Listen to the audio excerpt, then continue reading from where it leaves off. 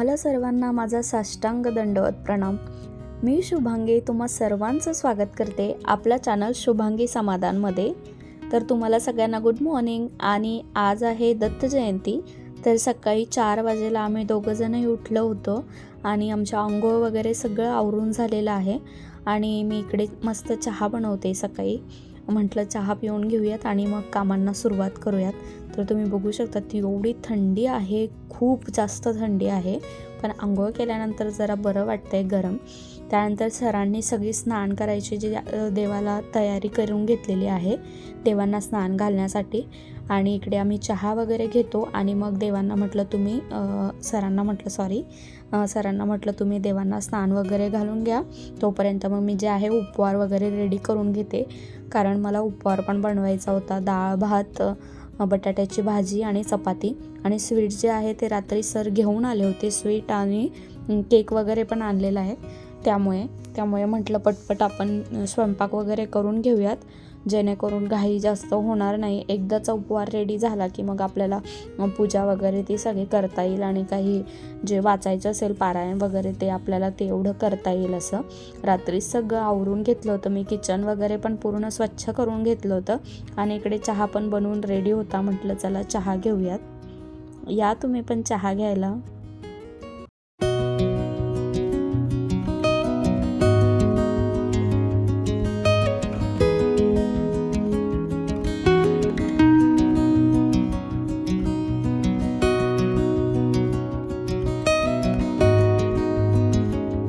चहा वगैरे घेतला आणि इकडे स्वयंपाक करायला घेतला। तर हा जो कुकरचा डब्बा आहे, हे 3 डबे जे आहेत ते आजीने आणलेले आहेत। ते माझे कधी निघाले आहेत मला आठवत पण नाही आहे, मी ते कधी यूज करत नाही। पण आज म्हटलं आपल्याला फास्टमध्ये स्वयंपाक करायचा आहे म्हणून मग मी हे डबे घेतले। आणि हा जो मोठा कुकर आहे 5 लिटरचा, त्याच्यामध्ये मी बनवते। तर डाळ भात आणि बटाटे एकाच वेळेस लावून घेते, तोपर्यंत पीठ मळून घेते आणि मग काहीच राहणार नाही, फक्त ह्या दोघं भाज्या डाळला आणि बटाट्यांना फोडणी देऊन देईल आणि चपाती करून घेईल। म्हटलं अगदी पटकन होऊन जाईल 15-20 मिनटामध्ये। ते इकडे कुकर लावून दिला आणि तोपर्यंत इकडे सरांना मदत करायला आले। यांनी इकडे देवांना स्नान घालायचं काम चालू केलं होतं, कारण देवांना स्नान घालायला बराचसा वेळ लागतो, स्नान ओटी वगैरे सगळ्या गोष्टी। तर स्नान वगैरे दूध दही साखर त्यामध्ये आणि पाणी आणि मध जे आहे ते टाकते मी, असं म्हणजे पंचामृत वगैरे किंवा जे अवेलेबल असेल त्याच्याने करते। तिकडे स्नान घालत होते तोपर्यंत मी इकडे मस्त स्नानाची आरती लावून दिली, खूप छान वाटत होतं सकाळ सकाळी। आणि त्यानंतर मी देवारा आवरायला घेतला, कारण कामांमुळे ना वेळ कुठे निघाला कुठे गेला काही समजलंच नाही। आणि देवारा पण थोडा क्लीन करायचा राहिला होता, जे पहिला सुडा अंथरलेला आहे तो वगैरे सगळं काढून घेतलं। आणि आज मी कळस पण नवीन भरणार आहेत। तर एका ताईची मला कमेंट आली होती की ताई तुम्ही हा कळस वर्षभर भरतात का? तर हो, मी हा कळस वर्षभर भरते आणि त्याला पौर्णिमेला आपण त्याचं पाणी चेंज करून घेऊ शकतो। पौर्णिमा असेल अमावस्या असेल तेव्हा कळस काढून तो स्वच्छ धुवून घ्यायचा आणि त्यानंतर तो परत आपण पौर्णिमेला भरायचा। कळस भरलेला खूप चांगलं असतं असं म्हणतात, कळस भरलेला असला की आपलं घरही भरतं, असं जुन्या लोकांच्या गोष्टी असतात। आणि माझ्या मम्मीकडे पण असतो भरलेला, त्यामुळे म्हटलं भरूयात। तर मी नेहमी भरते आणि कळसमध्ये सुपारी आणि 1 नाणं टाकायचं असतं, 1 रुपया वगैरे, हळदी कुंकू टाकून द्यायचा, अष्टगंध वगैरे ते आपण लावून द्यायचं। आणि तो वर्षभर मी भरलेला असतो। मला जसं वाटलं किंवा असं जयंती वगैरे असली तर तेव्हा मी ते पाणी चेंज करून घेते आणि छान वाटतं कळस भरलेला असला की देवघरामध्ये। तर इकडे सगळं ते दिवा वगैरे ठेवून जरा तेलकट चिकट होऊन जातं, म्हणजे जास्त काही होत नाही, एवढा काही खराब नाही होत हा देवारा, पण थोडंफार जे असतं ते होतं। कारण मला दिव्याच्या खाली 1 प्लेट घ्यायची आहे, पण काही लक्षातच राहिलं नाही। काल पण आम्ही गेलो पण काही लक्षात राहिलं नाही, एवढं विचारपूर्वक सगळ्या गोष्टी घेतल्या पण तरीही ती गोष्ट राहिलीच। म्हटलं बघूयात आता जेव्हा तिकडून जाणं येणं होईल, गंगेवर गेलो तर घेऊन येऊयात। कारण म्हणजे ते तेल जर खाली नाही प्लेट जर ठेवली ना तर मग अजिबातही काही होणार नाही। पण थोडं होतं ते मी सगळं क्लीन करून घेतलं। आणि इकडे हा मी 1 मीटर कापड आणलेला आहे, त्याला आजूबाजूने टिपा टाकायच्या राहिल्या आहेत, पण आता वेळेमुळे मी काल लेट आले तर म्हटलं मला बाहेर जायला जमलं नाही, त्यामुळे तो मी तसंच टाकते तिथे व्यवस्थित। आणि खूप छान दिसते. म्हणजे मी विचार पण केला नव्हता एवढा छान दिसेल असं. माझ्याकडे भरपूर सारे कापड आहेत, पण हा पिंक कलर मी पहिल्यांदाच घेतला आणि खूप सुंदर दिसत होता देवघरामध्ये. अगदी एकदम प्रसन्न असं वाटत होतं. तर इकडे मी व्यवस्थित टाकला, तरीही तो सरांना आवडत नव्हता. मला म्हणतात व्यवस्थित टाक, हे असं फोल्ड कर, इकडून तसं कर, कारण कापड मोठा असल्यामुळे तिथे व्यवस्थित टाकायला जमत नव्हतं. पण तरीही मी व्यवस्थित तिथे टाकला. इकडे बघू शकतात असं आमच्या देवांना स्नान वगैरे घालतात.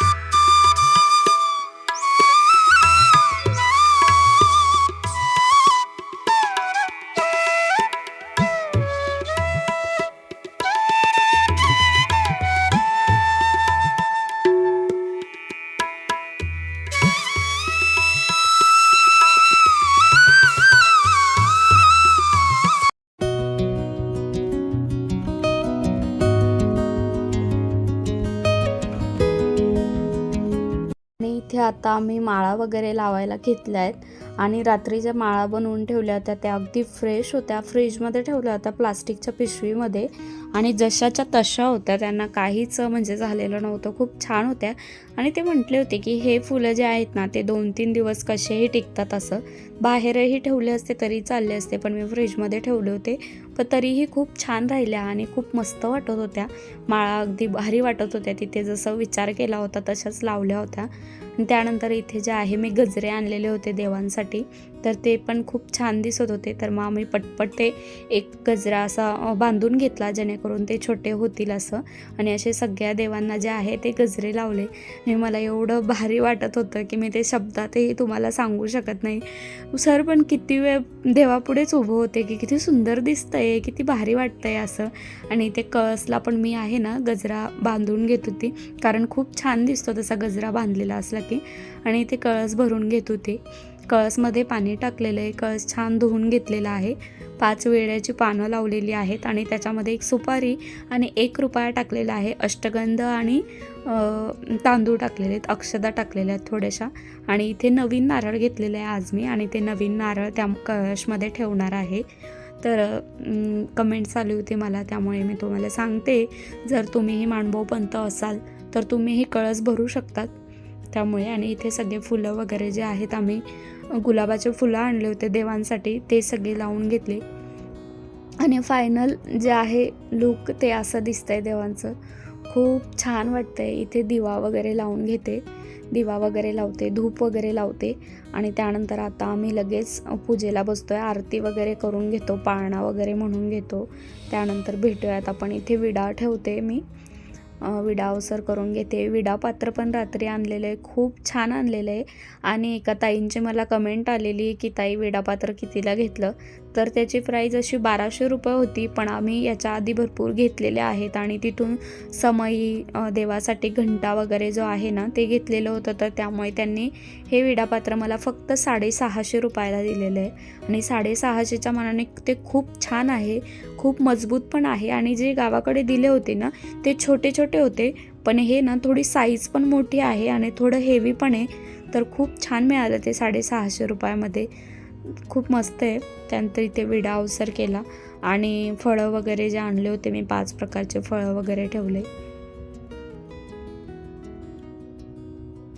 नागपत्र कराचे हे नारियल परिशील, प्रतिज्ञा ही सुपारीची, भावविडा तुझ अर्पितो. ईश्वरा भावविडा तुझ अर्पितो. पत्रं पुष्पं फलं तोयं, यो मे भक्ता प्रयचिति. श्री दत्तात्रेय प्रभु महाराज की जय. श्री गोविंद प्रभु महाराज की जय. श्री चक्रपाणी प्रभु महाराज की जय. श्री गोपाल कृष्ण भगवान की जय. सर्वज्ञ श्री चक्रधर स्वामी की जय.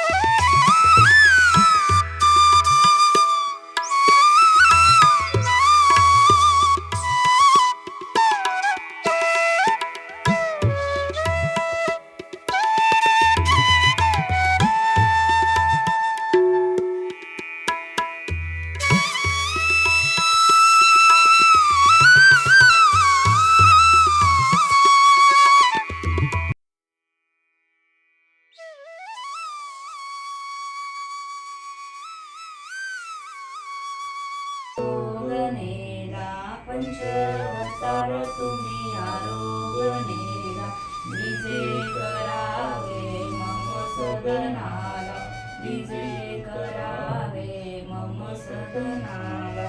मी दीन दुर्बळ दास तुमचा हो, मी दीन दुर्बळ दास तुमचा हो.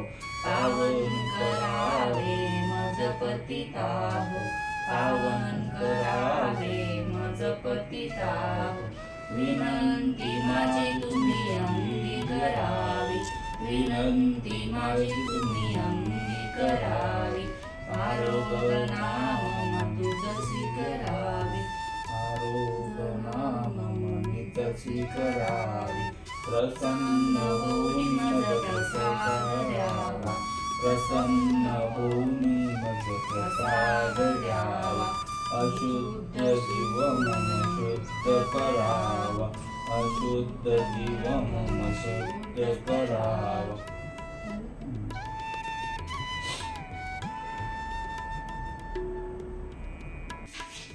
हे जगद्गुरु महाराज सुखाचा दानी, सुखाचा दानी.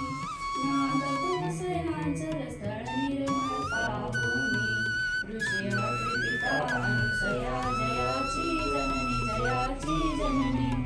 तो पूर्ण ब्रह्म अवतार व्यक्तला अवनी. अतिशूद्र ओटी चंदनादि परिमळ भरुनी, परिमळ भरुनी. रेखिला टिळा नूतनावित मिश्रित करुणी. तू प्रेम सुखाचा दानी प्रभुवरा, तव पदी ठाक नित्यानी प्रभुवरा. हे भक्त वत्सला ज्ञानी जनाचा तरणी, जनाचा तरणी. अज्ञान कमी करी प्रकाश तव तेजानी.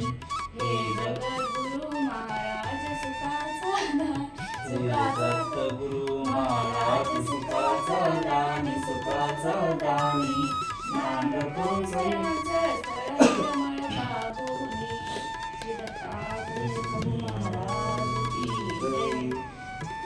कनवाळा मोक्षदायी वेल्हाळा, तुझसी बा नमितो, नमितो बा. तुझसी माझे बाबा, खचितची हा दास, दास हा खचितची पापी महा. निष्ठुर मतिमंत, मंदमती निष्ठुर मज समदती. जीवना कोणी, कोणी ना जीव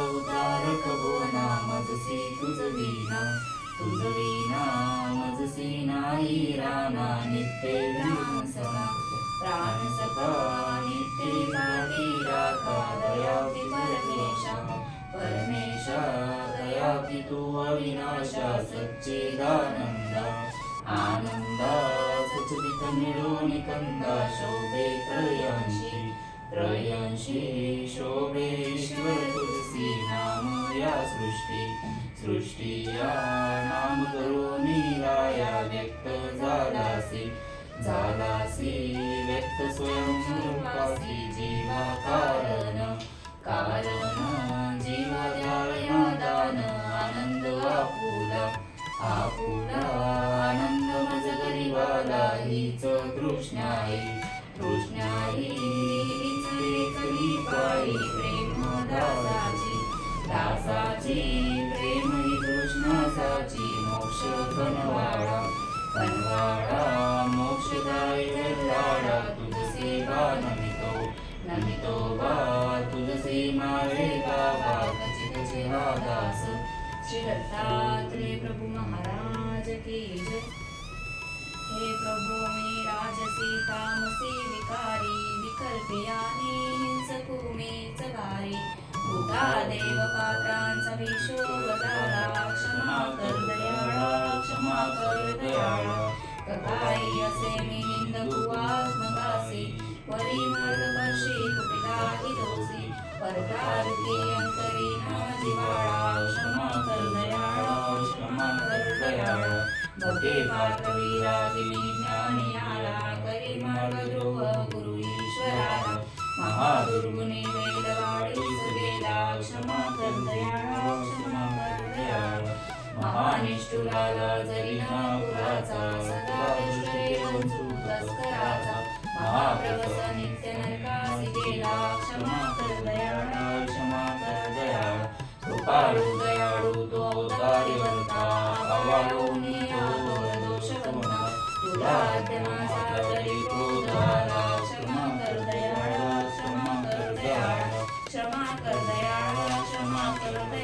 श्री दत्तात्रेय प्रभु महाराज की जय।